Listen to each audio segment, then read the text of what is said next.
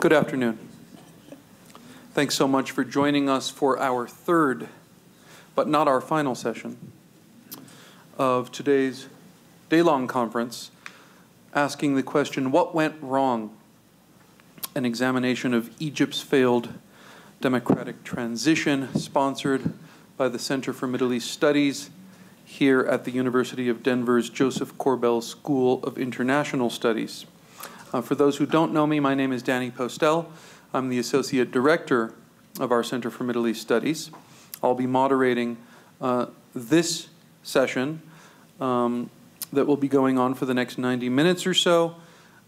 As you may know, this session is going to deal with the theme of ideology, mass media, popular culture, and the public sphere, exploring the question of the outbreak of fascism in Egypt.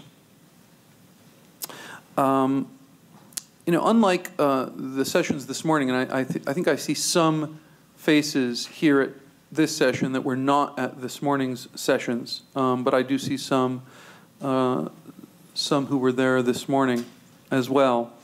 But this morning's sessions, I think most of you would agree with me, were enormously stimulating, fascinating conversations about some of the central questions that this conference and indeed our center is dedicated to examining. Today's session, this afternoon's session, is going to be a little bit different in the sense that this is an enormously interdisciplinary ensemble of scholars we've brought together for this conference today, something that we take pride in. Political scientists, historians, media scholars, policy experts. But I think what's interesting is that, the first two sessions were rather political science heavy, shall we say. I believe they were all political scientists. Mohammed Fadl is really both a political theorist and a legal scholar, so he does double duty. But today's session is, in the two sessions this morning, we heard a lot from political scientists about things like constitutions, parliaments, political parties, laws, organizations, and arguments, both theoretical and empirical, about what has gone wrong in Egypt. Enormously valuable empirical, quantitative, qualitative analyses. What we're going to do in today's session is it's interesting that of the four speakers, only one is a political scientist, two historians, and one media scholar. And I think that's significant because this afternoon's session is going to move into some different territory from institutions and organizations and parties and ideas into the realm of the irrational, the realm of emotions, of symbols, of fears, of fantasies, of the imaginary. I will just briefly introduce our four speakers. Joel Gordon, who's a very good friend of our Center for Middle East Studies, is a professor of history and director of the King Fahd Center for Middle East Studies at the University of Arkansas. He's the author of Nasser, Hero of the Arab Nation, and also Nasser's Blessed Movement, Egypt's Free Officers and the July Revolution. His work focuses on political change, intersections of popular and public culture, historical memory and nostalgia, and religious and secular cross-currents in Egypt. Mohamad Elmasry may be a familiar face to many of you because he was very recently a visiting scholar here at our Center for Middle East Studies. In a sense, this is a homecoming for Mohamad. He has now moved on to take the position as Assistant Professor of Communications at the University of North Alabama.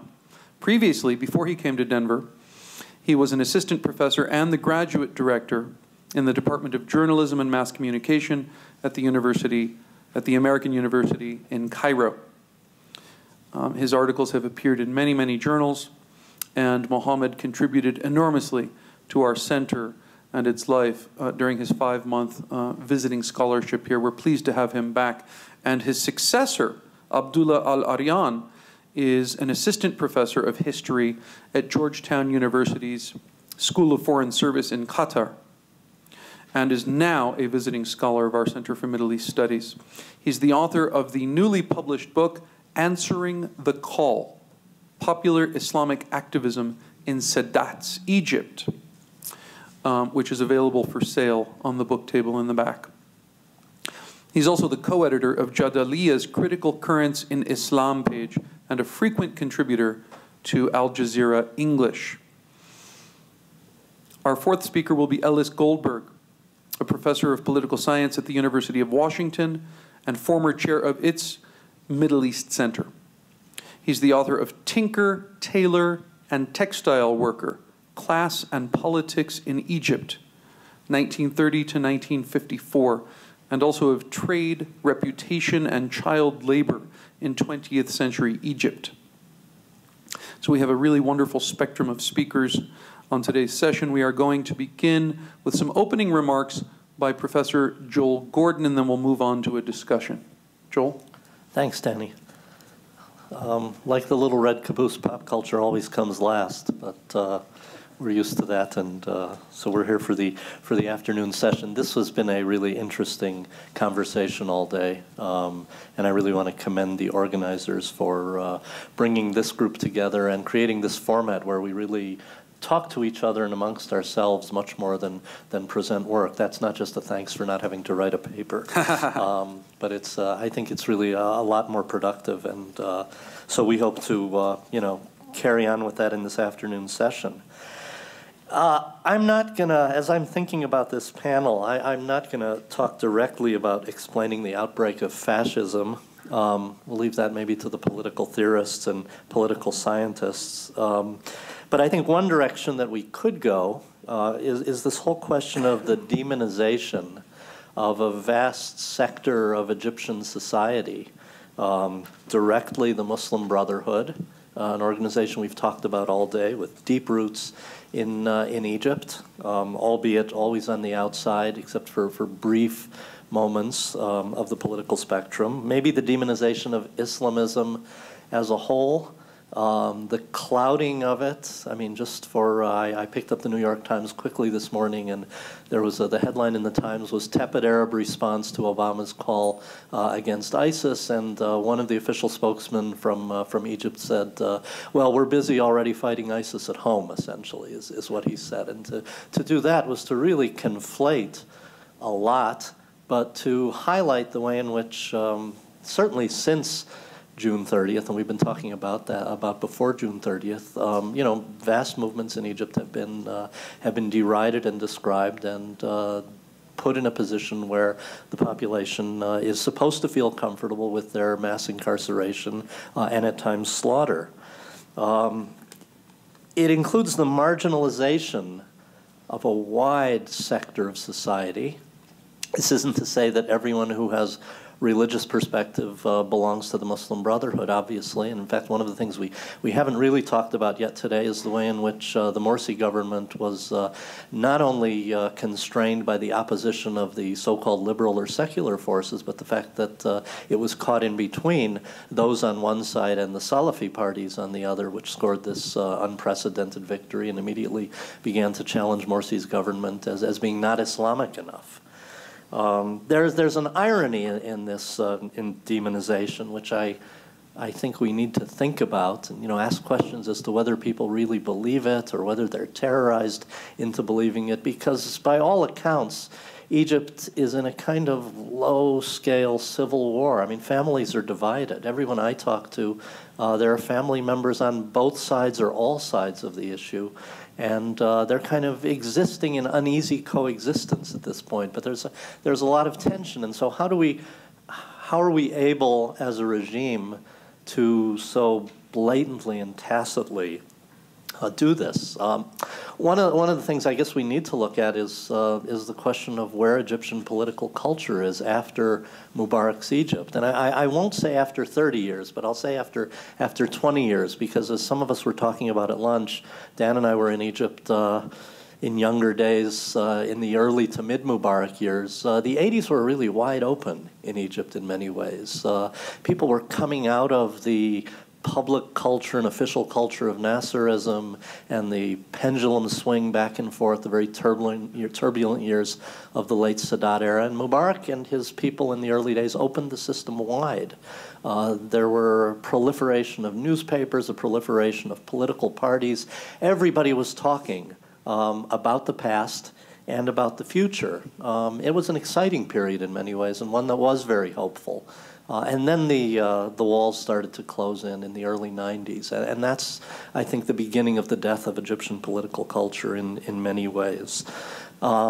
This isn't to say I'm going to talk primarily about the intolerance of the non-Islamists, and I don't want to call them I don't want to call them liberals per se, and I'm not sure what secularism means in Egypt, but the sort of non-Islamist state.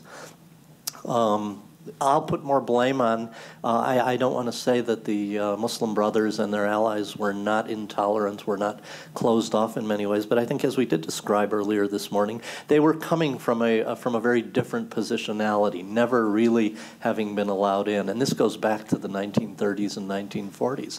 You know, a healthy debate about whether they wanted in, about whether they should try to come in, about whether they could trust entering the political process. And every time in the past that they had taken hesitant steps towards entering, including with promises from governments, they'd had their fingers burned really badly. That's before the terrible repression of the 50s and 60s, and then the chaotic 1970s. So there's a question of political culture. There's a question of what's going on. There's a question of exclusivity, and I've talked about this in some of my comments earlier on. Those people who call themselves proudly revolutionary, who define themselves as the state, and who have zero tolerance for any sense of expression of religious, I almost want to say religious piety, but certainly, you know, Islamism as a vehicle for bringing religious, social, cultural, and legal values into the political process. I mean, very little tolerance, zero tolerance. I've been poking around at some of the debates over the Ministry of Culture. I mean, I've described earlier today this year of Morsi's rule as a kind of stalled year or lost year, the potential for an Islamist experiment, which never really played out for a variety of reasons. But the confrontation as to where they fit into Egyptian society. So when the Minister of Culture resigned or was barricaded in the ministry, at some point, this was early June of 2013, we get artists talking about who should be Minister of Culture. And so one of these famous graffiti artists nominated SpongeBob as Minister of Culture. And he said SpongeBob would cleanse Egyptian culture of, quote, all Islamist influence, unquote, and restore, quote, cultural purity while upholding, quote, traditional morals. I mean, it is a zero-sum vision of what Egypt is. And to a certain extent, what I see having happened with some of the people, particularly the groups who proudly proclaim themselves revolutionary and don't really want to look across the square, particularly in those heady days of January 2011, and really share it. This is the moment when all Egyptians, whatever their divisions, were in the same square, versus that moment a few years later when they take to two squares, and we have two very divided Egypt. But those group of people, as choked as they were by the authoritarianism of the state, as stifled as they were, as hostile as they were, as tired as they were of Mubarak, in some ways are the perfect product of the state, the sons and daughters of an intelligentsia which was blindered to any kind of opening to much of what Egypt was or could have been. And so the way in which they couched themselves, the way in which they described themselves, the way in which they would now, with their fears, want to cleanse Egypt of religious expression in this way, we see constantly throughout certainly recent decades of Egyptian history. I trace the popular arts in a lot of my work, and some of it has looked at film. And a number of years ago, towards the end of the Mubarak years, we never knew they were the end of the Mubarak years, but for a conference actually on secularism in Egypt, I decided to look and see if there had been any change in the depiction of what I call sort of normative religious practice in the vast Egyptian film industry. State-censored, of course, state-funded in most cases, except for one or two people who could go outside to find funding. And as late as about 2005, 2006 at that point, and I've tracked it since, you still see in the Egyptian film industry, which is attended by everyone, whatever they look like and however visible their markers of some sense of piety may be, beards, veils, things like that, very little, if any, depiction of normal people. Even amongst the works of art that were being made by supposedly socially conscious people, works of art that in some way, you know, were meant to be heavily critical of the Egyptian state, you don't see anybody in the street who looks like, I don't know, upwards of 60 to 70%, for example, say, of Egyptian women. We see a lot of bearded revolutionaries or radicals or terrorists. We see a lot of poor people wearing markers of, you know, sort of old-fashioned, let's call it traditional wear, but very few cases in which we'd ever see anybody who represented a kind of a norm. And this is something that, you know, I haven't done on the street with, but I've sort of always went to the theater and looked as I'm sitting next to all kinds of people, including a lot of veiled women, and wondering what they're making of all of this. Now, what I sensed towards the end of the Mubarak years was a little bit of an opening, but not a lot. And I want to check and see where it's gone, but I would expect that there'd be a kind of backward trend in some respects. In other words, Egyptians talk about this sometimes as the deep state. This isn't the deep state. This is a very superficial state. This is the intelligentsia, the producers of popular culture. The other thing which I'm reading a lot about, and I want to check into, is that there seems to be suddenly now a spate of films in which the police are the heroes. Not so much, I think, yet which the army is the hero. I think that's, nobody wants to really touch that, but this group, the police, which has been so vilified for a moment. Remember, there was even a love affair with the army in Tahrir Square in 2011. But there have been a series of movies and TV serials in which the police are very heroic. Now, they're not, as far as I can tell, yet fighting the scourge of terrorism. Those are other films. They're very safely fighting drug lords and people like that. But the kind of macho cop has come back, and that's something that you know, I think is really interesting from a pop cultural perspective. The other thing that I want to look at, and that I suspect, is that we've talked a little bit about Khalid Said and how pivotal a moment that was. I think, Josh, it was you who called it a red line. When he was taken and beaten and those pictures were shown, I'm not sure it was a red line without Tunisia. And one of the things that I've been trying to watch and chart is the way in which police brutality in Egyptian films, both high art and low art, has become kind of gratuitous, almost comical, and has perhaps created... Well, yeah. I mean, I could give examples. That's a more high art version. Not realistic. Sometimes even comic. Nobody comes out of it broken or beaten, really, and created a kind of I don't know, a sort of baseline of acceptance. In other words, of course, we have to remember these are films that have to be approved by state censors, or certainly, you know, I don't know how that's changed, you know, in the interim period of the Morsi years, but a kind of enormement to all of this. And now, if we're beginning to get policemen as heroes, we want to sort of think about how the state is kind of rebuilding itself against those, and upon the basis of sort of a sense of security, and I would say security on the flip side of that being terror. The last thing, and then sort of open this up, because these are sort of random thoughts, is that the Morsi regime is a kind of contradiction in terms in some way. Under Morsi, one could, for the first time, poke fun at and even pillory the president and not get in trouble for it. Remember, this was a state where a journalist like Ibrahim Issa asked, you know, is Mubarak sick after the president passed out at a meeting in Sharm el-Sheikh, I think, and wound up in prison for 6 months. Suddenly, after all this, we can have the emergence of a character, and he's problematic, and we could talk more about it, but a character like Bassam Youssef, the so-called John Stewart of Egypt, you know, who can just go after Morsi relentlessly and survive.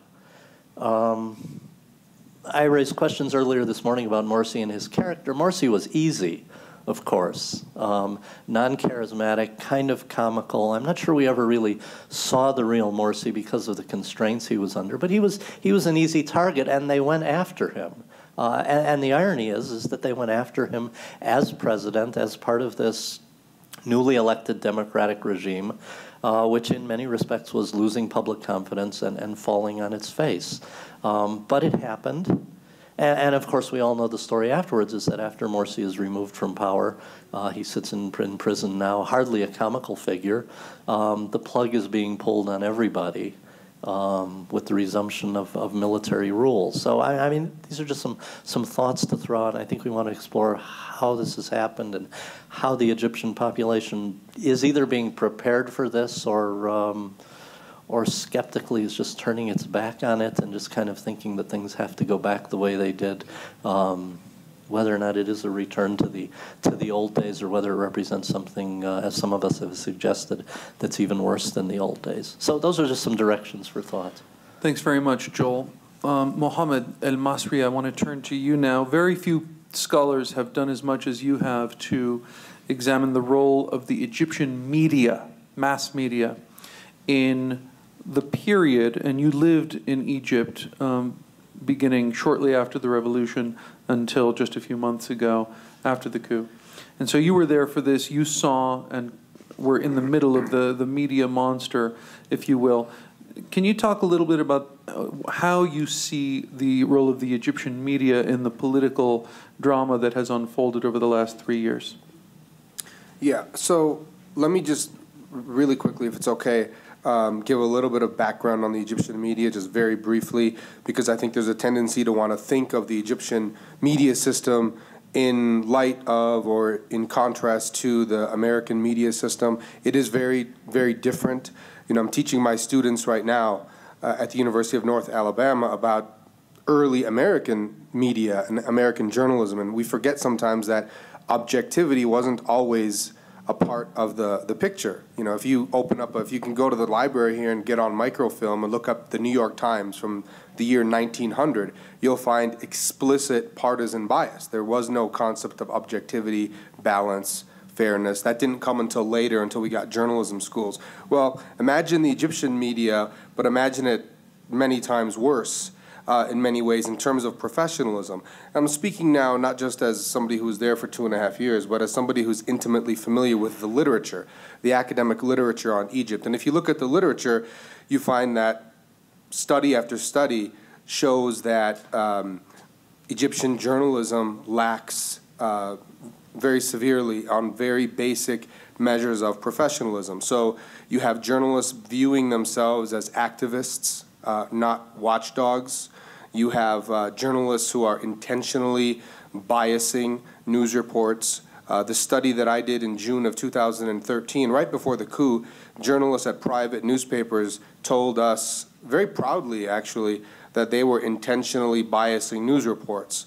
You know, recently, excuse me, recently we've had news figures coming out and taking credit, you know, kind of bragging for the chain, you know, the turn of events.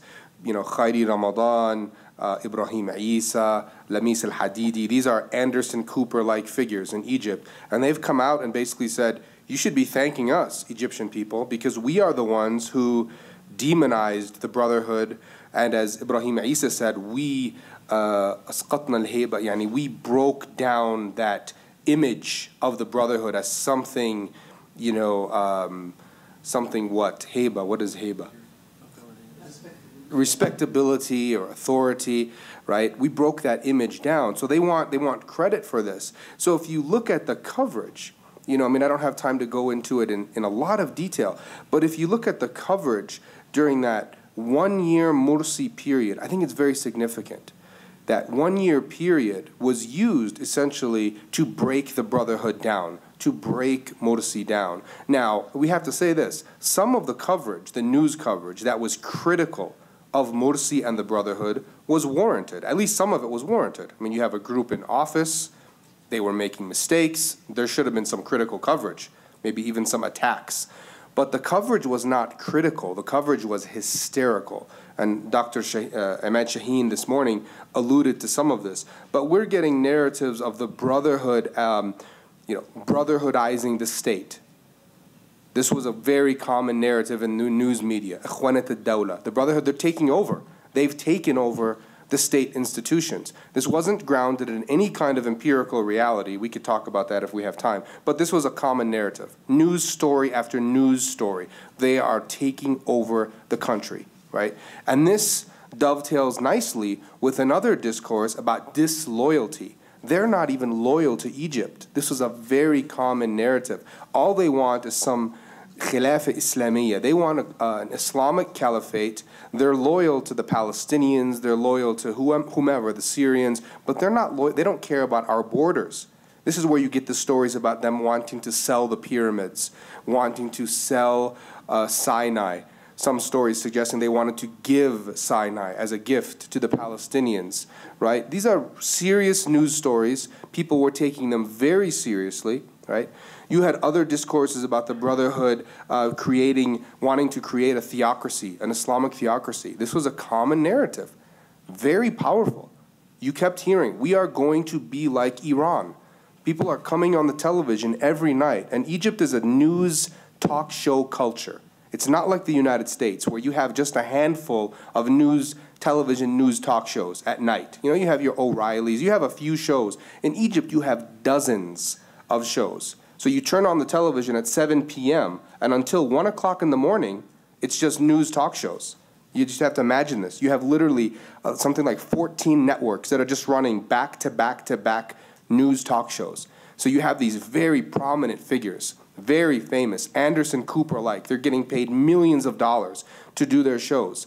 And every night, they're yelling, we are going to be like Iran, right? We have turned into an Islamic theocracy. Now, if you look at it, and the political scientists could explain this better than I can, but if you look at that 1 year period, there was actually nothing Islamic. They didn't do anything Islamic. There was one law that was passed, the Sukuk law, the Islamic bond law, which according to some economists would actually have been maybe a good thing. But that's it. That's the one law that was passed. There was nothing else that was done. On the contrary, you had some Islamists going to jail for defaming actresses, for instance. That happened during the Morsi period. So there was no evidence of a theocracy taking shape, but yet this was a very powerful narrative. You have another discourse of the Brotherhood as terrorists. This is something that just kind of emerges. It built up slowly, but it's interesting because I analyzed the coverage on July 3rd, 2013. This is the day of the coup. What are we getting? We're not getting discussion of the Brotherhood as incompetent. They're destroying the economy. We're getting discussion of the Brotherhood. On July 3rd, the Brotherhood is a terrorist group. The Brotherhood had been the overwhelming victim of violence for that year period. Their headquarters were burned down. More than 30 offices were burned down. The Brotherhood didn't burn down any offices during that 1 year period of other groups, secular groups or liberal groups, right? They were overwhelming victims of violence. Yet you had this narrative emerging, and it was very powerful. The Brotherhood, they are a terrorist organization. And many other narratives. Morsi is a dictator. This is something that we talked about this morning. This is a dictatorship in the making. And this is what my friends would tell me when I had conversations with my friends. And I had educated friends. These are academics at major universities in Egypt, journalists. They would repeat these narratives for me, right? Morsi's a dictator. They used to tell me, we've replaced Mubarak with Mubarak Part 2 with a beard. He's just another Mubarak, right?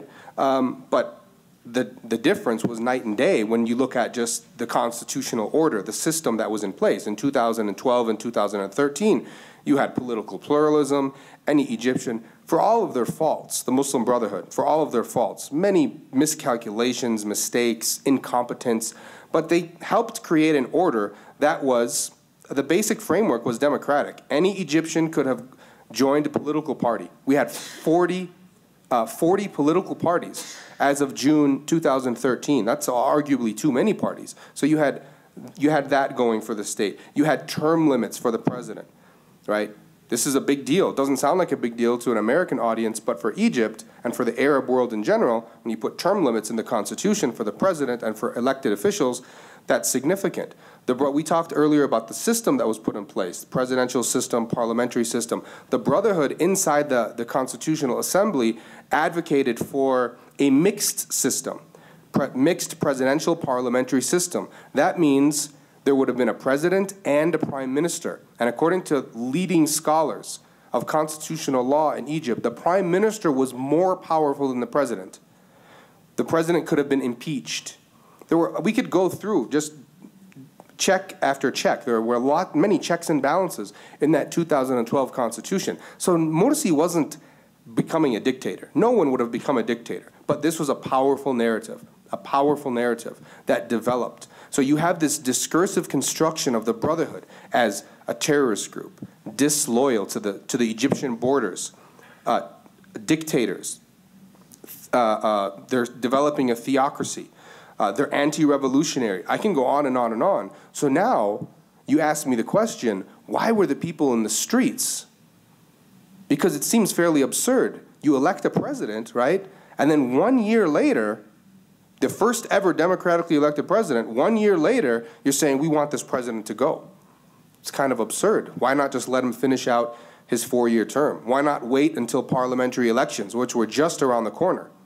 In the fall. They would have been in the fall of 2013. Well, my answer is these narratives. These are very powerful, hegemonic narratives. My conversations with people, educated people, were very, very telling. People were trying to convince me to go out into the streets. You got to go out into the streets. This is a dictatorship. This is a theocracy, right? They're not loyal to the state. They're selling the pyramids, so on and so forth. I'm having serious discussions with people about these narratives. So, and the media played a very prominent role in all of this. Now, there were other discourses, there were political discourses, and the Islamists had their own media, and we can talk about that. So you had discourses and you had counter discourses, but the popular media, the independent media, was one-directional, it was unidirectional. The content was very uniform. There was very little attempt at balance. You would turn on the talk show, like the show that I analyzed, 9 consecutive guests over 75 minutes, all saying the exact same thing. So here, even something like Fox News, and Fox News does not have a glowing record in the media scholars, the media studies literature, right? The scholarship views Fox News as you know, fairly unprofessional, frankly. But Fox News will bring on guests. They do, in fairness, they do bring on guests of opposing opinions from time to time. But we weren't even getting that. So this is something that we could flesh out and talk more about. But I think that was the environment for 1 year, and the Brotherhood was pretty pathetic in their response. Frankly, I mean they had a very poor kind of public relations arm or media relations arm. I mean, just to give you an example, I mean, the president is just getting lambasted every night. It's not critical coverage. I mean, I think if it was critical coverage, everyone would just have to just say, throw your hands up and say, hey, that's what journalists are supposed to do. They're supposed to keep authority in check. But the coverage was hysterical, okay? But what was the response? The Office of the Presidency, for several months, they were simply calling one press conference a week. One press conference per week. The White House, the State Department, has a press briefing every single day. And here's the Muslim Brotherhood government in the Office of the Presidency, one press conference per week. And it was just kind of defensive. It was I mean, that's just one example. There were many other, they were slow to respond. They didn't properly address these rumors that were developing. They didn't do enough interviews. They were scared to do interviews. The prime minister at the time refused to do interviews. One time I was interviewing people inside the presidency, and they said, "Do you have any advice for us?" I said, "Yeah, go on TV. Just try to, at least play in the game." They're like, "No, we can't. We can't do that. They're just gonna lambaste us even more." So they were scared. So this is the environment for that 1 year period. Now, if there's time, we can talk about the environment since the coup, which, believe it or not, has gotten even more hysterical. It's even more hysterical now. Things are incredibly, there's, on the bright side for me as a media scholar, there's literally 100 years worth of research data there. But it's very tragic from the standpoint of, Egyptians are not, if you wanted to follow Egyptian politics, you simply could not do it through the Egyptian news media. You just couldn't do it. People in Egypt that want to know what's going on have to get on the internet and go to other news sources, Western news sources. So. Thank you very much, Mohamad.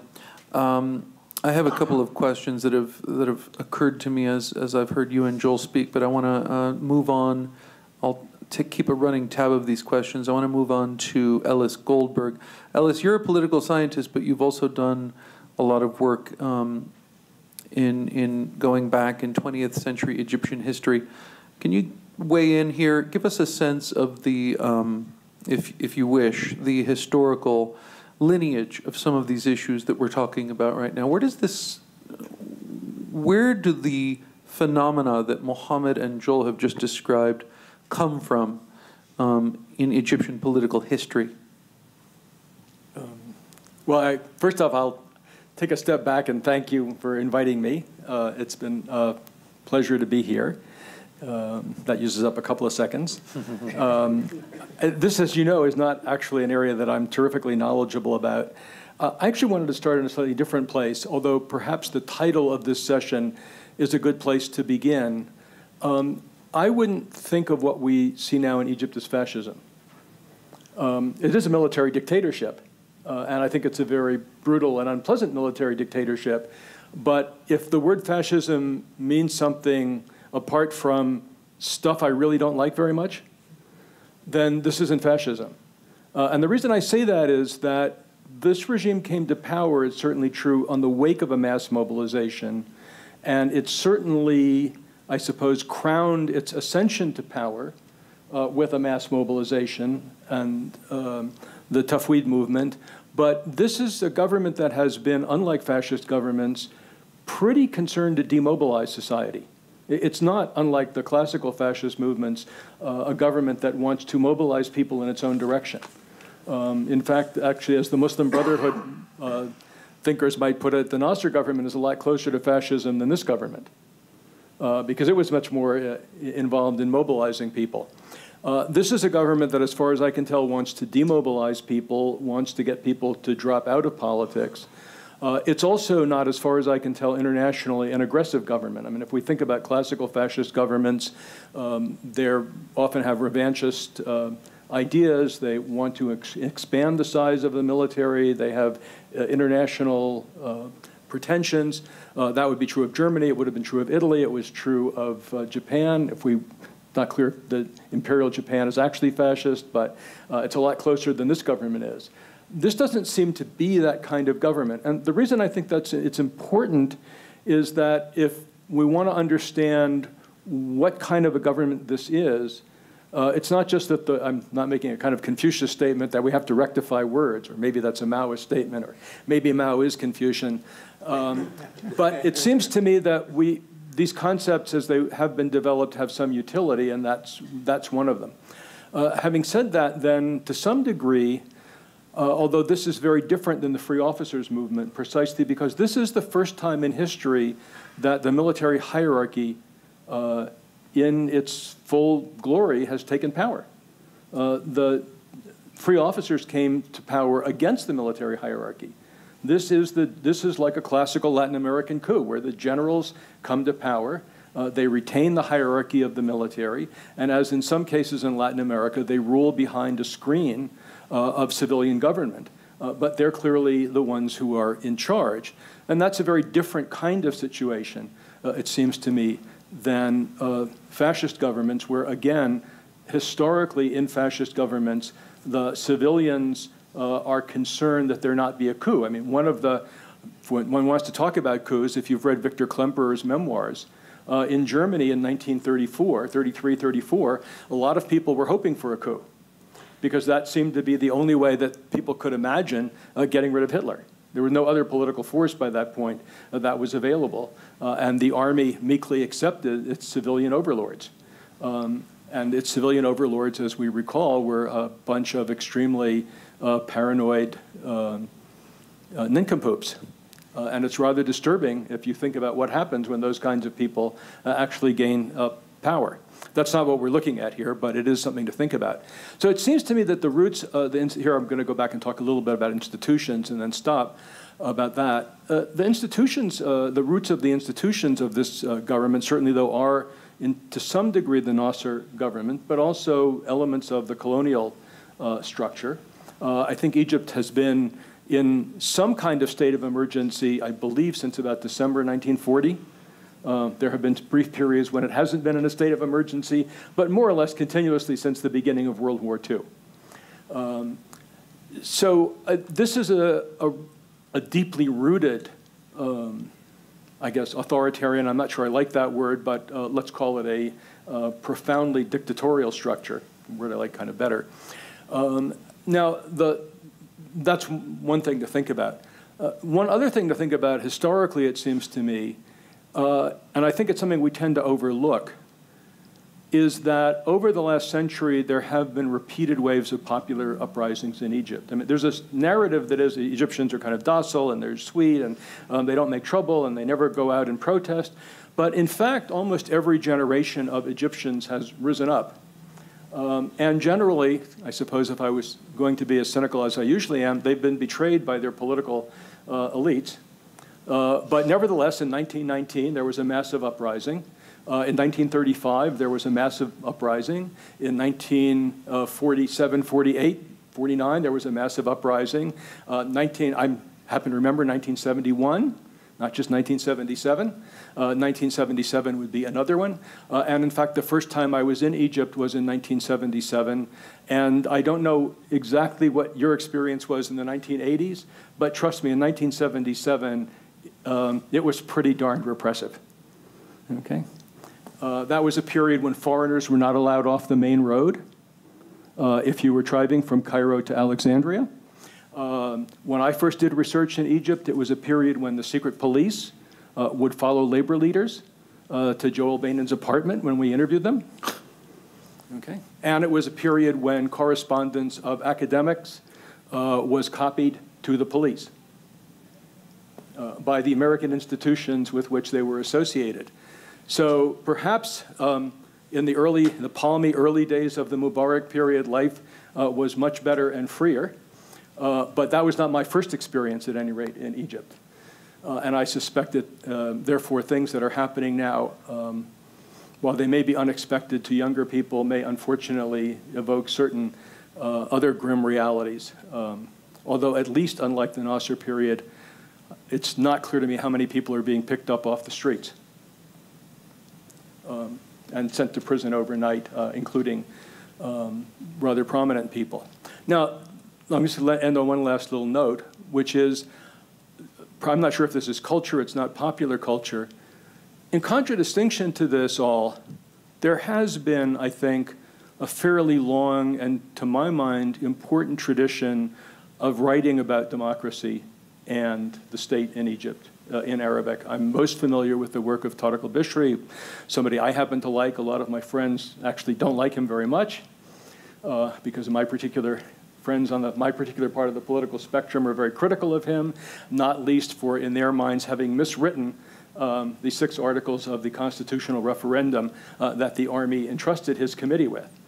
But nevertheless, it seems to me that there is, in Arabic, in writing about the Egyptian state, a fairly long, interesting, and important tradition of writing about the role of bureaucracy, the ways in which Governments, especially the Mubarak government, found to create institutional mechanisms to subvert the effective functioning of the Egyptian administrative system, and also some issues about the nature of the construction of political community. Again, Bishri strikes me as being important in this regard, as one of the few people to really fearlessly consider the issue of relationships between Christians and Muslims as an important political and ideological issue that confronts Egypt, not simply a demographic issue, not simply an issue of how many are there. What I think is unfortunate, and I'll just conclude here, is how little of this rich tradition seems to have gotten across in English. I don't even know if enough of it has actually been discussed in Arabic. I realize that for people under the age of 30, probably Tariq al-Bishri is some old guy who occasionally appears on television and otherwise has nothing of any importance to say. I appreciate that. I understand that. I'm also one of those, not as distinguished, but nevertheless an old guy who occasionally appears on television, certainly with a less distinguished background. But certainly none of this has come across into English, and I think therefore as people tried, as Americans tried to understand events in Egypt, they're fatally compromised by their inability to grasp a much richer discussion. Thank you, Ellis, and your point about the history of waves of protest and rebellion in Egypt, that observation is most welcome and is a very good segue into our fourth speaker, Abdullah Al-Arian, who has just published a book on, in fact, a particular decade and some change of rebellion in Egypt on popular Islamic activism. Abdullah, why don't you weigh in on this discussion? Sure. So I wanted to start with an interesting thing I read just in a column by Glenn Greenwald a few days ago. He cites a poll from September of 2003 in which nearly 7 in 10 Americans believed that Saddam Hussein was personally and directly responsible in some way for 9/11. Right, so almost 70% of the American people, 6 months after the invasion of Iraq, still believe this claim. And I bring this up for 2 reasons. First, because I think the kinds of phenomena that we're talking about in Egypt is possible anywhere, including a free and open and democratic society in which people can be manipulated to believe things that are just factually untrue in a very wide way. And secondly, the role of the media, of course. And here I think, I mean, what Glenn says, of course, is that this is a systematic failure on the part of the media in the United States for that many people to have believed this at this stage. But I think if you look at it another way, as media in service of some kind of a broader political project, then it's actually not quite a failure, but in fact a smashing success. And that's not just what we saw in the case of the buildup to the 2003 invasion of Iraq, but I think it's exactly what we've seen in the case of what Mohamad has so eloquently described in terms of the buildup to the coup. But there are a couple of other things that I want to add here. And this is, I think, just giving it a bit more of a broader, somewhat historical perspective. And it's something that I was thinking about actually very early on during the Arab uprisings. And that was this question of building this counter-terrorist narrative. And one that, of course, many of us, again, being in the kind of US context, are very familiar with. And all the kinds of things that we talk about with regard to the things that took place under the Bush administration here, this building of a kind of Islamophobic discourse, the trying to kind of paint people in some way as being, you know, this threat of terrorism, and the way that kind of permeated our popular culture and our media and our discussions in terms of how it actually impacted both domestic as well as foreign policies.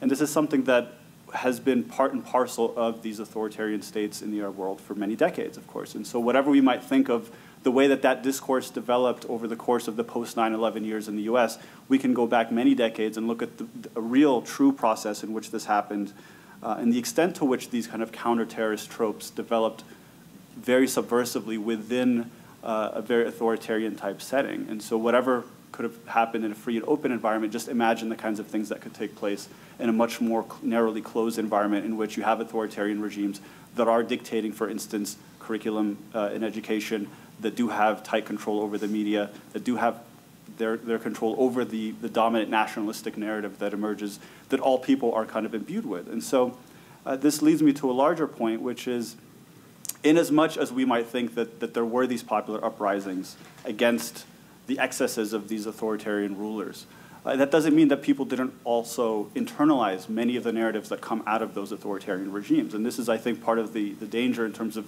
viewing revolutionary movements as somewhat zero-sum, that they're against every single thing that these regimes stood for. And I think in that sense, the vilification of the Muslim Brotherhood and the speed with which this was able to happen, the demonization that took place in that year of Morsi's presidency, has to be explained as part of a much broader, more long-term process that we see having unfolded over many decades. I mean, we go back to the Nasser era.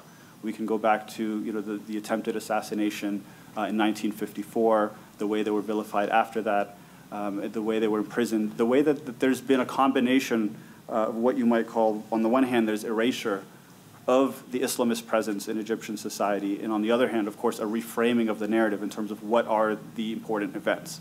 They always end up, of course, involving some degree of violence. And this, I think, goes even to the way that many scholars have approached the question of studying Islamic movements, right? In the same way that earlier this morning we were talking about how this autocratic versus democratic binary is not necessarily very useful for studying Egypt after the revolution. While studying Islamic movements purely on the sense of whether they're violent versus nonviolent, I think has also been something that's really been to the detriment of our understanding of these movements. And in that sense, many of them have had to kind of frame themselves purely as either nonviolent or standing in opposition to a dominant framework that sees Islamist movements as being inherently violent. And I think this is very important because the degree to which the repression that took place after the coup is really built on this idea that these are violent movements, that these are terrorist movements. It's not a matter of ineffective governance. It's not a matter of corruption. It's not a matter of many of the other things, even implementation of Sharia or any of the kinds of other things, the scaremongering that was going on with regard to the Muslim Brotherhood. While all of those things were used as part of the kind of vilification campaign, it really comes down to this idea that this is a violent group of people, that they are a threat to the security of the state. And that is the reason why you can justify excessive use of violence like we saw in the massacre of Rabaa, which of course is unprecedented historically in terms of just the sheer scale of state violence against people in Egyptian society. And so I think this is in many ways quite significant. And we can kind of go into more detail and look a little bit at how this vilification process takes place across successive different eras. But for the most part, in spite of the fact that the Muslim Brotherhood does enjoy support within some segments of Egyptian society, in spite of its ability to mobilize voters. And I know this is usually the thing that's used as kind of the counter-argument, right? That, well, how could they get so many millions of people to vote for them if these same people are demonizing them or dehumanizing them? And so in that sense, I think people are able to kind of segment those things, particularly in the way that we study kind of democratic participation in a way that I don't think is necessarily useful. That just because someone is voting in a specific way in a specific election, that we have to kind of more specifically contextualize those elections. And also because elections, as we've heard earlier, don't necessarily speak for the entire broader populace, right? That these mobilizations were limited in terms of what they were actually able to demonstrate. And so in that sense, I think also we see that there is still a pervasive kind of anti-Islamist or at least anti-Muslim Brotherhood. I mean, people call it Ikhwanophobia as opposed to Islamophobia, which we're probably more used to hearing about.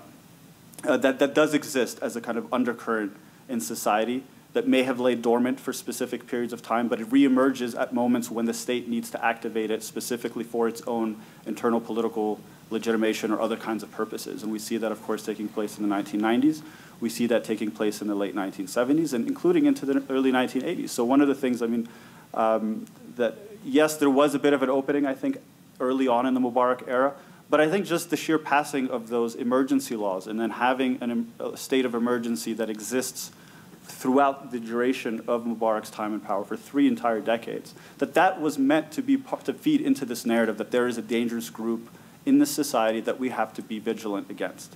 And that was constantly present throughout the Mubarak era in spite of those kinds of occasional openings that existed. And so I'm thinking about this less as a policy sense, but more in terms of how it works on a cultural level, how it works on a psychological, social psychological level. And I think that's the part that needs to be analyzed a lot more thoroughly than anything that we've probably seen come out, especially in the last year or so. But I'll just leave it there, and I'm more interested, I think, in hearing some of the comments. Very good. Thanks to all 4 of you. One thing that I expected to come up in the opening set of remarks, but that hasn't yet, so I'll introduce it, is the phenomenon of Sisi mania. In the program, if those of you who have seen the conference program, on the page for this session, I picked this particular image of, you may have the program with you, but if not, I'm holding it up.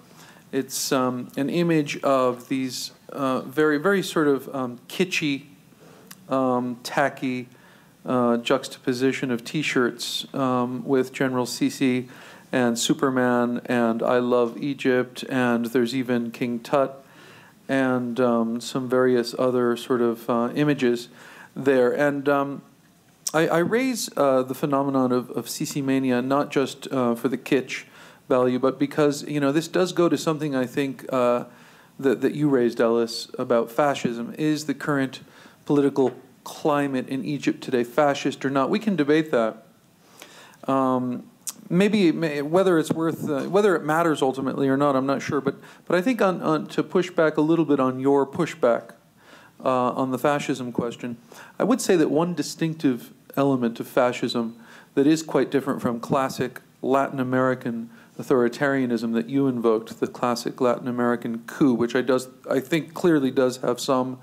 There are some strong analogies between Egypt today and some of the Latin American political dramas of the 1970s and 80s.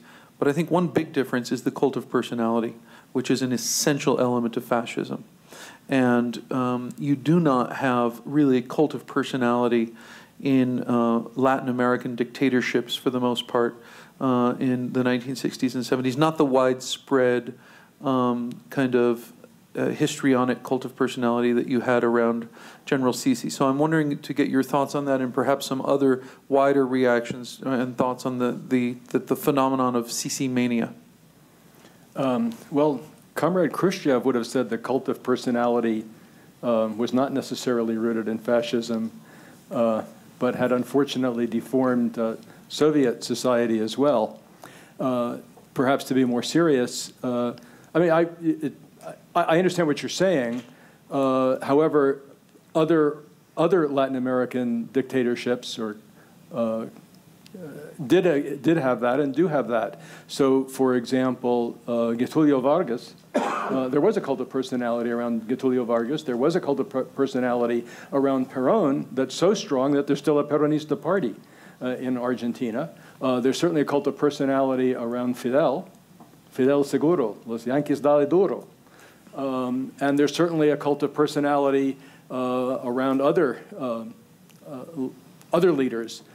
So I'm not willing to say that's epiphenomenal, but I'm not sure that in and of itself it's important. The difference, I think, with Sisi, as opposed to the cult of personality around Mao or around Hitler or even around Vargas or others, is that there is no sustained attempt to create, at least as far as I can tell, the notion that there is a body of thought or a particular personal allegiance to this particular leader that one must undertake. And in fact, since I raised this in one of my blog entries, I think it's interesting that when the Army reformulated the oaths, the relevant oaths, when the Constitution reformulated the relevant oaths, they made the oath of allegiance to the institution. I don't believe anyone takes a personal oath to Sisi. And I think that's important because in typical fascist regimes, you take an oath of allegiance to the leader. It's a personal oath. And I think, again, I'm not trying to excuse a military dictatorship. I'm just saying this is a different kind. Yeah. And I think the political science notion of authoritarianism as a more general category is useful for some purposes, but it's not all that useful here.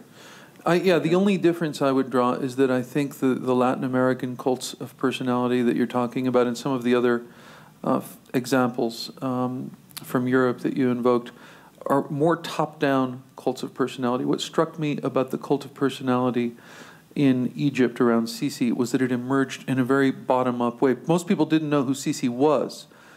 He was not a prominent figure in Egyptian politics until very recently before taking over. The cult of personality that developed around him was almost completely spontaneous, and it was bottom-up. He did not engineer it. But the army did. I mean, we're not talking about a popular. We're talking about planes flying over and dropping confetti on Tahrir Square, and. But I'm more interested in how it took root, why it resonated, and how it took off, in a sense, than how it got dropped down in the first place. I'm interested in where in the popular imagination it came from. So I see some other hands up. Shadi and then Imad. Shadi? So I think this question of mobilization or demobilization is quite interesting, and perhaps it's changed as of late, but at least initially there was a strong mobilizational component.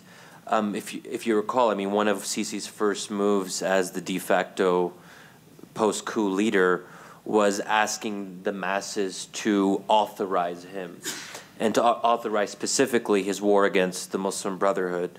So there was always a sense of going back to the people, and if anything, Sisi was probably more reticent about going into Rabaa than a good chunk of the population. And I remember I was in Egypt right before the massacre, and the military was kind of biding its time a little bit, and I would hear people nonstop and people in the media saying, what is the military waiting for? They're soft on the Brotherhood.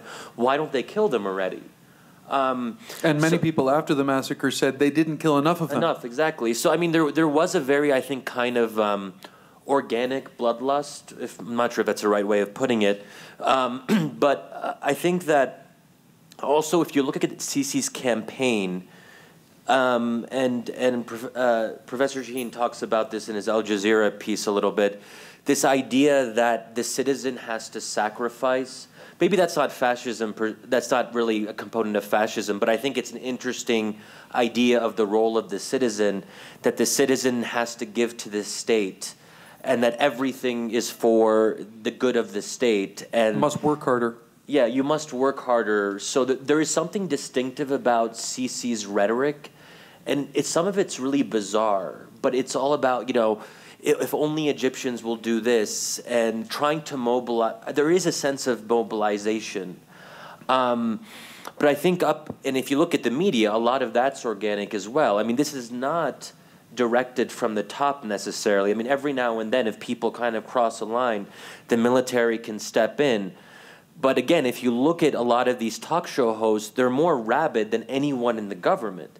And that's actually what we've found, like in DC, when we have delegations from the Egyptian government, they're much less rabid than, you know, so-called independent pro-regime Egyptians, including people in civil society. I won't name which civil society group, but the Ibn Khaldun Center. But you know, you have people like them coming to DC, and it's actually kind of weird. Yeah. So that's what I think is distinctive. And under Mubarak, you never got this sense that anyone was very passionate or excited about Mubarak. I don't remember anyone getting worked up about Mubarak as he's this great figure, that he's... Yeah. So people thought he was better than the alternative, that he was an anchor of stability, that he had a lot of work experience. That was always a good one when he did, because it was there for 30 years. But there was never really a sense that he stood for anything, and that people believed in him, and so on and so forth. And I just wanted to say, which ties to this a little bit, is I think we also have to be careful, though, of not overstating the nature of support for Sisi. And I've had a problem with this since the coup happened, because we just don't really know. A lot of the journalism and reporting is Cairo-centric, and Cairo is the most anti-brotherhood part of the country. So if you go outside of Cairo, I think that it was generally different. But also, there's been several polls that have come out since the coup, and they show a much more mixed picture. There was first the Zogby poll in September, then more recently the Pew poll. But what they all suggest is surprisingly high levels of support for the Brotherhood, despite the demonization. So in the Pew poll, the Brotherhood had a 38% favorability rating, which may not sound very high, but considering that expressing support for the Brotherhood is a criminal offense, 38% of Egyptians in this kind of climate saying they support the Brotherhood, in my view, is remarkably high. It's higher for Morsi. Yeah, it's higher for Morsi as well. And the Zogby poll's numbers on opposition to the coup, I think, was about 50%. So, you know, you can have 2 million people coming out, And the military doesn't need a lot of, like more than that. They don't need 10 or 20 million people to come out to justify a coup. You get 2 million people, you have a rabid popular media, you have a rabid popular media, you don't need to get everyone on board. So I think there is that kind of very intense support for Sisi, but it's not necessarily majority support. That's a good point. Professor Shaheen. Okay, I'll try to be very brief, but I don't feel very strongly about semantics, like whether this is really a fascist regime or a benign fascism or a continuation of, or an intense form of authoritarianism. But what concerns me is the alarming symptoms that we see now taking place and developing in the Egyptian society, and that might in the future affect the political culture and even the Egyptian psyche. Definitely there are some new phenomena. One, for example, is the idea of the deliberate division of society into two peoples, two races, call them races, peoples, and so on, and in a very highly polarizing way, like, two peoples, one worship one god and the other worship another god, and this idea of one people can eliminate the other people and so on. This is, of course, new. Even Mubarak, Nasser, even in their animosity to their opponents, have never reached to that level of division, like dividing. The other thing is the glorification of the state. This was, again, under Nasser, under Mubarak, under Sadat, but in this type of state is a new state that is emerging. This is a state we all know that rests on state security apparatus. It's not the rational state that rests on a rational institutions or division of power or diffusion of power or something like that. No, this is a state that's something really imagined, with all the terminology that we cannot even translate. The image of the state, the charisma of the state, the respect of the state, all these things. I have a list of at least of 9. I'm not going to go over them. I'm not going to over the militarization. The militarization. Egypt has always, yes, true. Egypt has always had a very well entrenched military, but not the military now, like the time of Muhammad Ali, as the main entrepreneur, the main industrialist, the main investor, and so on. So there is this kind of an industrialization or military industrialization of the country. Sisi, what's the cult of personality of Sisi? What's new about the cult of personality? This is a new also type of cult of personality. All Egyptian presidents assumed responsibility. This is the first time that we have a leader, an Egyptian leader, that wants to enjoy the cult of personality without assuming any kind of responsibility or accountability. Like, Egyptians have to find the solutions. He doesn't provide solutions. Egyptians are the ones who asked him to be president. He didn't want to be president. Yes, he keeps saying this all the time. Egyptians have to come up with the money to solve the electricity problem, not the state. Not the state. This is new. This is new. Of course, the propaganda, the mandate, ruled by mandate. This guy does not believe in something called election, because he said it before the election. I'm not going through elections. I already started working before even becoming president. He believes in mandate, the authorization from the people and so on, and he becomes the embodiment of the general will of the people. That's fascism. It doesn't matter, fascism, not fascism, but that's new. This is all new. And I have other things here, the idea of ultranationalism. This idea of ultranationalism, especially in the beginning. Like, it was, the whole story of the Muslim Brotherhood was an American conspiracy against Egypt and against the Egyptian people. But now we are anti-American, and actually, I think a week ago, it was leaked, or actually it was published in the Egyptian media, that Obama arrested the commander, I think, of one of the naval maritime, Sisi, I'm sorry. Sisi arrested one of the commanders of the Navy, American Navy, in the Mediterranean, and out of mercy, he released him. That was published in the Egyptian newspaper. This idea of, that we are at war, inside, outside, and so on. There are, really alarming symptoms that are taking place. Thank you. I appreciate that. Mohammed and then Joel. Yeah, I want to try to put together a couple of themes here for Joel and I don't know who else, but I guess the whole cult of personality thing by contrasting him to Morsi. I think one of the very interesting things about Bassem Youssef, you mentioned the fact that he could just sort of completely mock Morsi. And I think living in the United States, you sort of view this as a healthy sign of democracy. I viewed this in the Egyptian context, whether Bassem Youssef intended it or not, as having the result of effeminizing Morsi, emasculating him, showing that he wasn't a man, right? And this is important because look at the hyper-masculine discourse surrounding Sisi, right? He is Dakar, right? In Egyptian colloquial, man, he's a man's man, right? And this is what Egypt needs. It needs a tough man who's going to like put everything back in shape. And this is sort of what goes, I think, along the argument that this is something like a fascist state. I don't know, but it's part and parcel of a manufactured kind of nationalism. I don't think it's organic. If you look at the ownership of the media in Egypt, I mean, this is not a publicly owned media which is like in some sort of cooperative structure. I mean, the oligarchs of Egypt own these media, as far as I understand, right? And they had certain institutional interests that to some, some even, we could call it pathetic response by Morsi, but Morsi did seem to be taking some steps to try to collect some taxes from some of these folks. In the post-coup environment, that's all been rolled back. So I don't think it's just a question of identity or different interpretations of religion or anything. I think there were real tangible material interests at play here, and we can see them being played out through things like the media depiction of Morsi and the Brotherhood, and the idea that Egypt needs a savior. And so Sisi was manufactured as a savior because there is no content to Sisi, right? The emperor has no clothes, so to speak. Well, but so he has to be transformed into some sort of superheroic trans-historical figure. I think Zahi Hawass claimed that you could find Sisi's name in some ancient pharaonic monuments. I mean, I don't know what to believe in the Egyptian media. Maybe he really didn't say that, but it was reported that he said this, right? I don't know if it's true or not.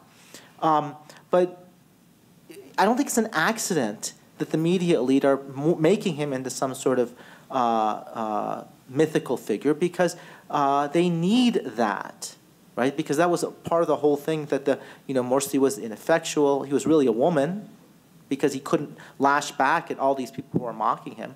And so Sisi has to show he's the real man. And anyway. Interesting observations. Joel and Josh, yeah. Yeah, real quickly. No, I agree with you with regard to, I hadn't thought of it in exactly those terms with Bassem Youssef. I think the important point is that, what happens is that we suddenly have a new regime, we suddenly have the opportunity to poke fun at the president, and someone who's clearly coming from the non-Islamist camp with all the instrumentality of state-run and private media, is able to do that and get away with it. He's called before the prosecutor at one point, but then released. And it's interesting, when we talk about Sisi mania, Sisi is very thin-skinned when it comes to that kind of satire. So that, very shortly after the coup, Bassem returns for a moment. His first show, as I watched it, was actually a little bit hard-hearted. It poked fun at Morsi, who was sitting in prison, a lot more than it dealt with the military regime. But then when he did come back, I mean, that was all history, and now he was dealing with a new regime, and he was having fun with it, and he wound up being shut down. So that, how deep really is Sisi mania in that regard? The other thing, I mean, there are a few interesting points. I think we could say that the Muslim Brotherhood in their year in office failed to really grab the media. There were religious channels, but they were never ever really able to compete with them. And I think those religious channels were castigated in ways that were, highly duplicitous in some respects. I was watching one of them, during the days of the coup, and they were supposedly calling people into the streets. And, what I saw was a very reasoned discussion, in contradistinction to what you're talking about with the hysteria, a very reasoned discussion by a group of people about whether this was, Thawra or inqilab. Was it a coup or a coup d'etat? And suddenly the plug was pulled. So the hysteria was not coming from the channels, but coming from those people who had access to the plugs. Obviously, the Islamist sector, due to its own discomfort with certain popular cultural forms, hasn't created a parallel cinema. So they never really were able to marshal the media. But the one thing that strikes me now, that I'll throw out as a hypothesis, is that for all of this demonization of the Brotherhood, I mean, people know the brothers because people have family members who are in the Brotherhood. And so I'm wondering if there's not within the power structures that be, deep or superficial state, a sense that this works but only to a certain extent, and that's why when push comes to shove, it's not really the brothers, but it's the outsiders who are behind all this. So Al-Qaeda, I mean, that was a long-running, trope within the Egyptian media, but initially I think largely for American consumption and Western consumption. What's going on in Sinai? Well, it's Al-Qaeda, so we need help. But gradually what begins to happen is that at certain points in time, the brothers aren't the real villains are Hamas. And it was Hamas that was defending the square, not the brothers or whomever. And it was Hamas that freed the prisoners. And so it's almost as if, and let me just suggest this, that the attack on the brothers, as vicious as it is, carries with it a degree of nervousness that it won't be bought. And so we have to find somebody else, and that's the classic outside agitator. And I suspect, just based on the brief statements I've been aware of from government representatives with regard to ISIS, that we're going to see a lot of that too. How many Egyptians really believe that it's brothers pulling the plug in the power stations to cause these rolling blackouts? So, but Hamas, maybe. They're really villainous. And of course, if Egyptians buy that, then Egyptian political culture is, well, I don't think any of us think it's in a very healthy place. It's worth noting also that interesting in connection to the Hamas point, that one of the other accusations against the brothers is that they were Zionists, right? So Obama is a Muslim brother, the brothers are Zionists, and Sisi is an anti-American because he stands up to Obama. Interesting. So fascism is child's play in comparison to all of this. Josh Thacker. I kind of wanted to riff off of something Abdullah brought up about how the process of using the media to dehumanize the Muslim Brotherhood and it was at an extreme level. But I can remember reading things about there's a section in Cairo called Mbaba, and in the 1990s when the Gamma Islamiyah was in there, where the military and the police actually went in and sort of ripped these people out from Mbaba. They were calling it the Islamic Republic of Mbaba. And in the lead up to this, there was this massive campaign of dehumanization, comparing them to animals, comparing them to outsiders. And almost the exact same language gets used against the Muslim Brotherhood, only on a much grander scale because the violence that they're about to unleash is on a much grander scale. I'm definitely one of the people that don't think that there's anything there really with Sisi. I don't know how much personal power he reflects inside the system. I see him more as a symbol of the military, and it's in the sort of public face of the military. And the cult around him, I think, is completely generated from the bottom up. But the one thing that really troubles me about the Sisi doctrine, if you will, is that 10 years ago, if Hosni Mubarak would have tried to use the language of the war on terror against anybody in Egypt, they would have just laughed that out of the building. And so now, there's yet another great American contribution to Middle East politics, right? Everybody has a war on terror. And whoever's fighting, whoever's the biggest threat on the block, whether it's Al-Qaeda or ISIS or Hamas, that's exactly how they conflate all these movements so that they can dehumanize them and then go attack them. And so it's just, I think we have to be very careful about our participation in all this with the sort of policy initiatives that gets launched out of our own capitals and how those practices travel in domestic context for political engineering, which of course, the funny part about this whole thing, or maybe the tragic part about this is, right, the Obama administration's official policy on what happened last July 3rd, 2013 in Egypt was that it was nothing. because they determined they don't have to make it determined that it was a coup d'etat. So I think that, you know, we participate in Egyptian autocratic dictatorships by how, you know, we talk about them. So those are just some points. We've been talking an awful lot about Egypt, and Egyptians have made tons of mistakes, but there's a whole lot of people behaving badly to facilitate bad decisions being made. Actually, John Kerry, to this day, his position is not that what happened on July 3rd, 2013 was nothing, but rather the restoration of democracy.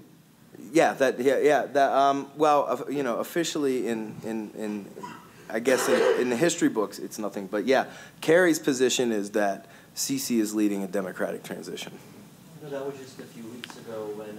Shadi, turn your mic on if you would. That was just a few weeks ago. The State Department's, I think it was Jen Psaki at that time, who said leading a democratic transition. That's as recently as just, I think, 3 weeks ago or a month ago. Mohammed, you have a thought, and then I'd like to see if we can get a couple questions in. Okay, I'll be really brief, but I talked a few minutes ago about before the coup. So I just want to say something really quickly, just give some examples about what's happened after the coup. So I watched like 15 hours. I need your prayers. I watched like 15 hours of Egyptian television news coverage after the coup at 3 different points in time. And so I'll just, here's a quote. The Knights of Malta and Hamas, along with the Muslim Brotherhood, are behind the killings of the January 25th revolutionaries. So what happens is, after July 3rd now, we get all these bombshells. It was the Brotherhood and Hamas and the Knights of Malta that were killing the revolutionaries, that organized the prison break. Dina Abdurrahman, prominent news figure, she lamented the unlawful, quote, agreements between America, Israel, and the Muslim Brotherhood.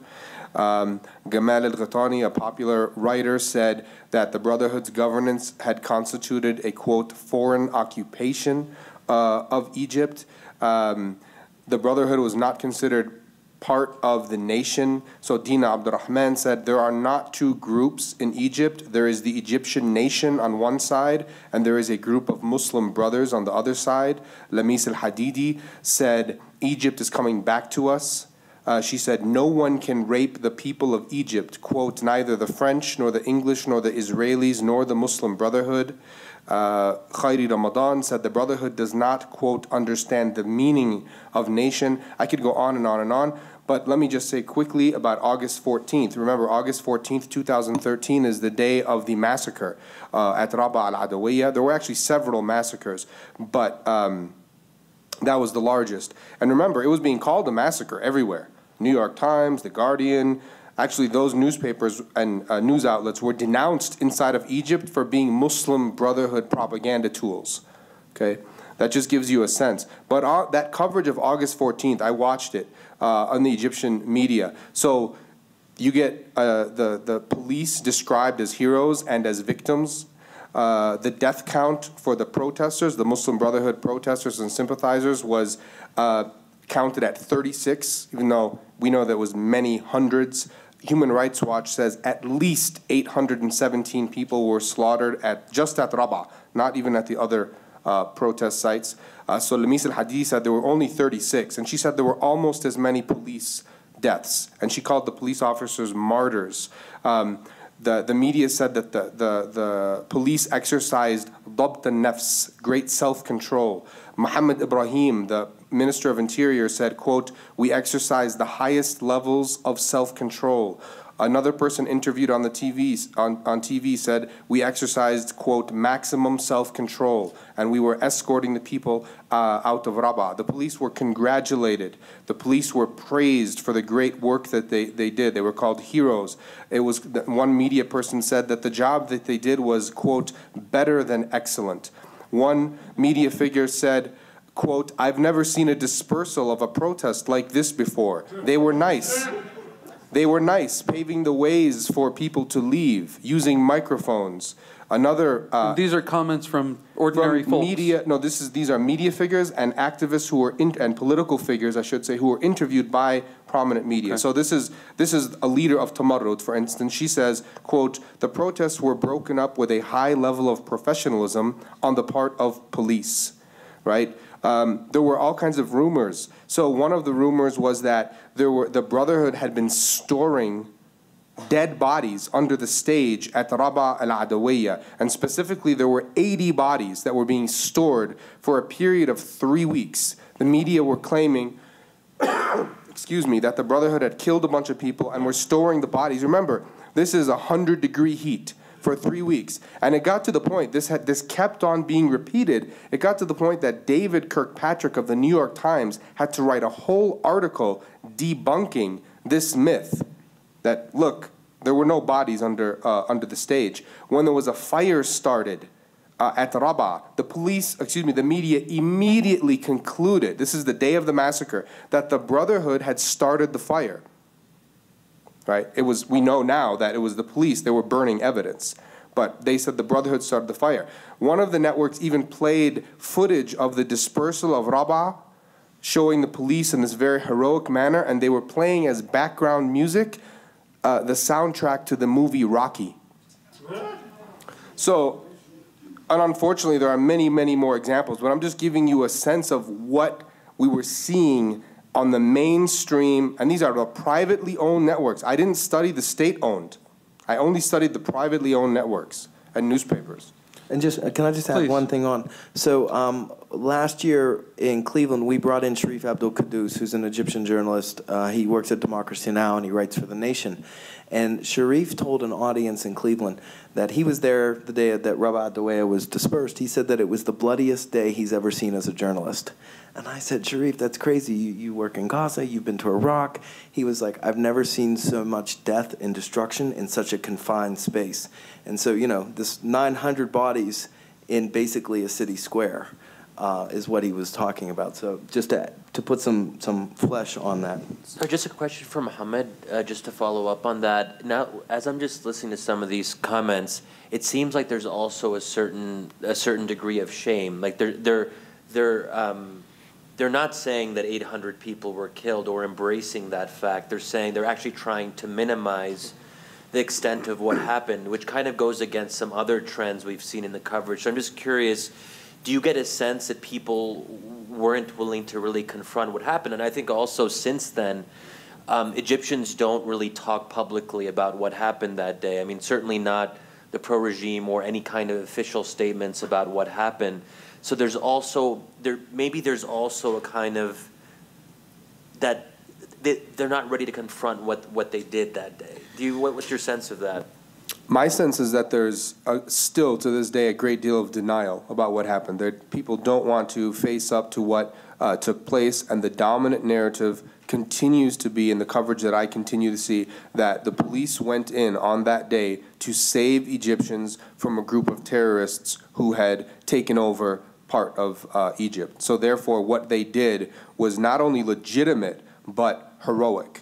Now, I think in time, will we see some of this change when, it's hard, Egypt, I don't know what kind of rules can, political science rules, these things, they don't govern what we see in Egypt in some way, because people aren't even willing to deal with basic facts.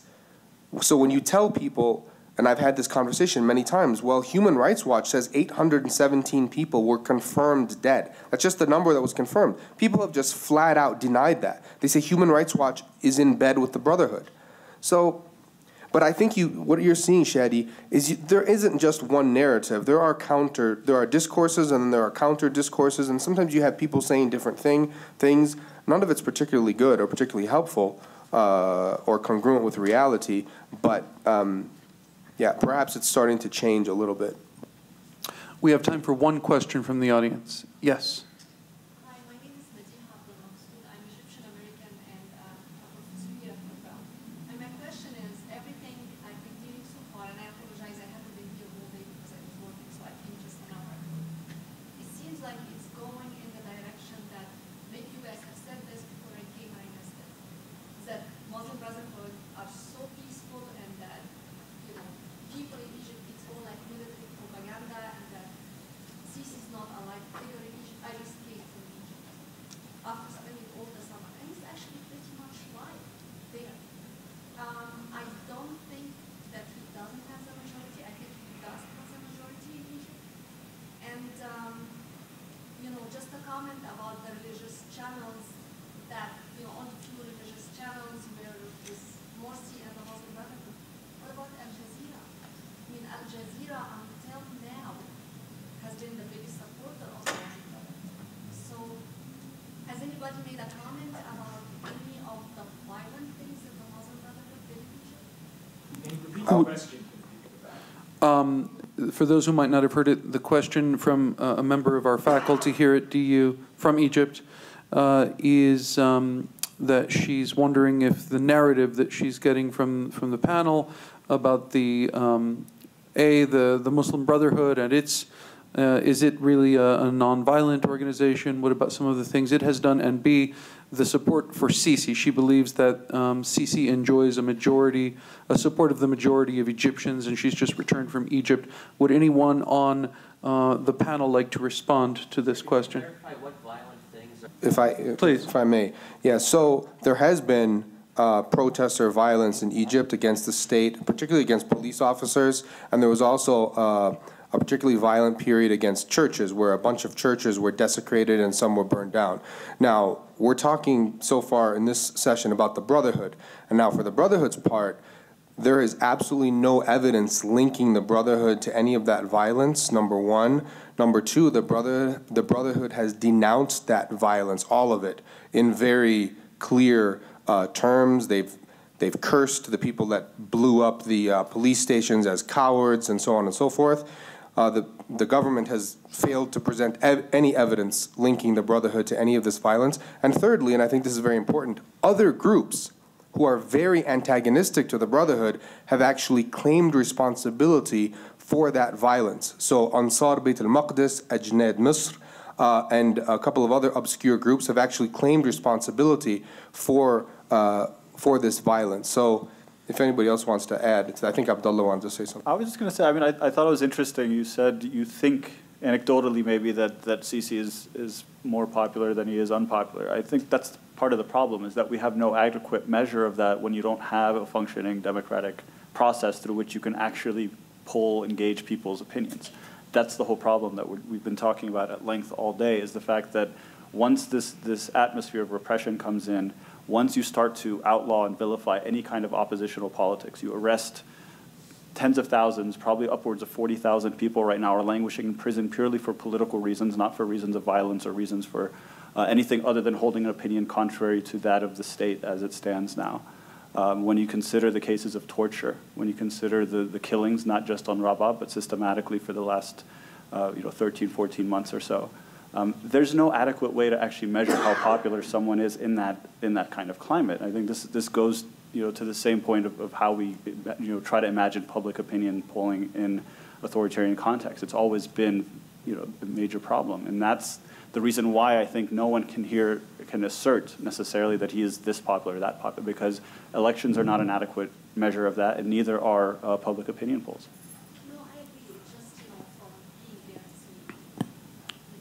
Thank you very much for your question and for the answers. Let me say that although I know there are many other questions, this is not the end of the discussion. We are just going to take a break of a few hours and conclude our conference this evening with the grand finale. At 7 p.m. we are going to screen the widely acclaimed and Oscar-nominated documentary film, The Square, which tells the history of the Egyptian Revolution and its aftermath. We will do that at 7 p.m., not in this room, though, just so that you know, just a little bit over to our east in the next building over, which is called the Marjorie Reed Building, in the beautiful Ryman Theater, which if you haven't been to it, it's quite stunning. It's got a Shakespearean mural surrounding it, the stage. It's a beautiful building. Please join us at 7 p.m., not only for the screening of The Square, but a panel discussion in which we will explore these questions with 5 of our esteemed speakers at this conference. Thank you very much for attending this session, and books are still for sale in the back.